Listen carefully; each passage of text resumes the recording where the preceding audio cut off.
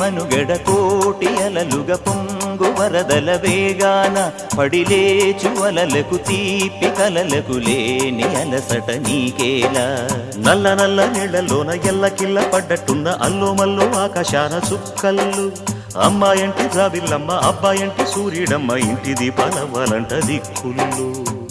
ఎవరికి వారే యమునకు నీరే రేవు నీరు నావదంట నావతోడు రేవుదంట పంచుకుంటే గోరువంక వాలగానే గోపురానికి స్వరాల గణగణ గంటలే మోగనేలా గోపబాలుడొచ్చినాక గోకులానికి పెదాల కిలకిల పువ్వులే